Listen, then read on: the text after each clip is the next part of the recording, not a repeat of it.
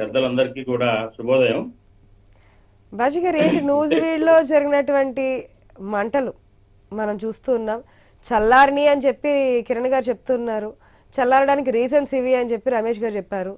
కానీ ఇంకా ఎక్కడో కార్యకర్తల్లో అయితే కింది స్థాయి మిగతా వాళ్ళలో కూడా ఏంది ఇది, ఈ విధంగా మేమేమో కొట్లాడుతూ ఉన్నాము, పోరాడుతూ ఉన్నాము, కుటుంబాలను కూడా పక్కన వదిలేసి పార్టీల గురించి పోరాడుతున్నామని చెప్పి కొంతమంది నుంచి వాయిస్ కూడా వినున్నాము.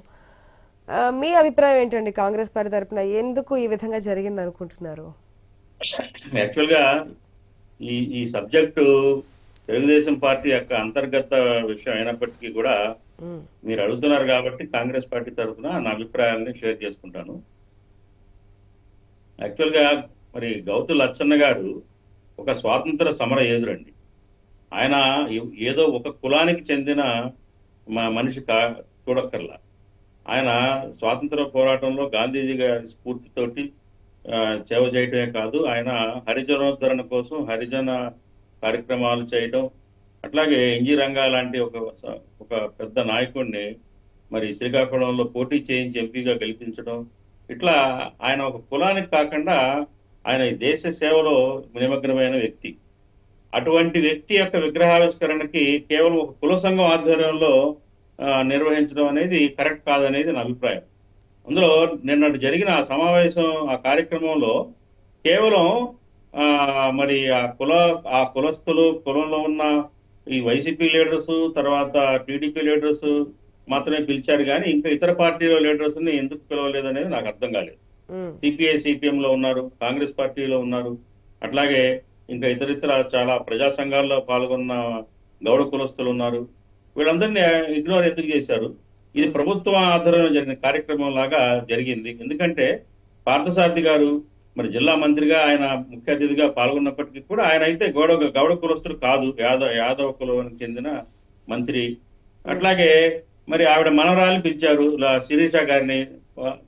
ఓకే, అట్లాగే మరి ఇప్పుడు ఇవాళ పొద్దున వచ్చిన కొత్త న్యూస్ ఏంటంటే కేవలం జోగి రమేషే కాదండి, వైసీపీకి చెందిన అభ్యంతరకరమైన వ్యాఖ్యలు చేసిన ఇంకా కొందరు నాయకులు కూడా స్టేజ్ మీద ఉన్నట్లుగా వార్తలు వచ్చినాయి.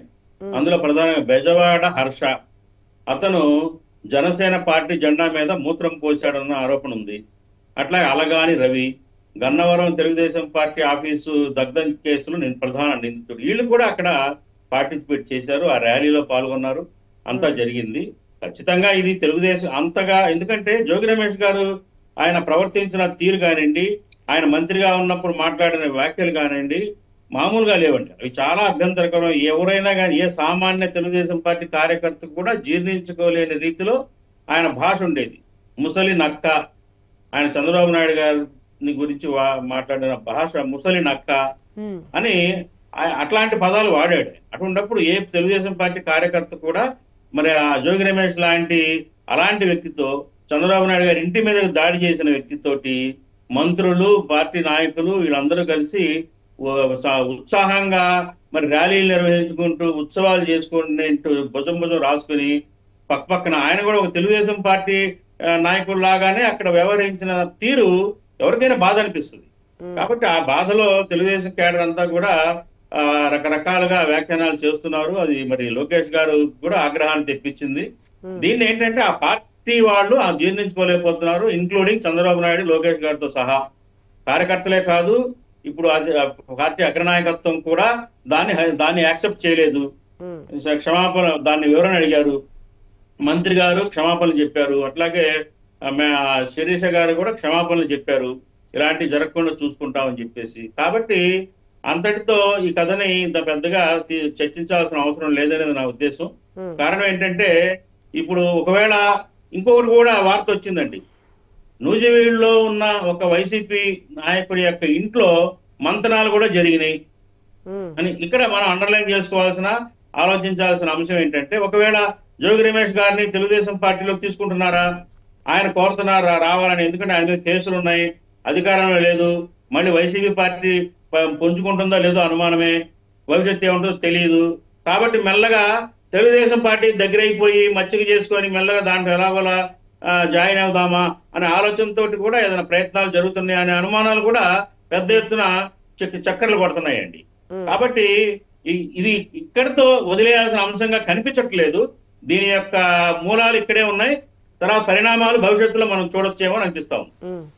ఒకవేళ పార్టీ మారాలి అనుకున్నప్పటికీ ఒకవేళ ఆ జిల్లాకు సంబంధించిన మంత్రులు ఎమ్మెల్యేనో టీడీపీ సీనియర్లో అంగీకరించిన పైన అధినేతలు ఒప్పుకునేటువంటి సిచ్యువేషన్ ఉంటుంది అనుకోవచ్చా? ఇటువంటి ముందే చెప్పున్నారంటే ఇప్పటికి తీసుకున్నటువంటి వైసీపీ నాయకులు మాజీ మంత్రులు వస్తుంటేనే వాళ్ళు యాక్సెప్ట్ చేయట్లేదు కింద స్థాయి క్యాడర్.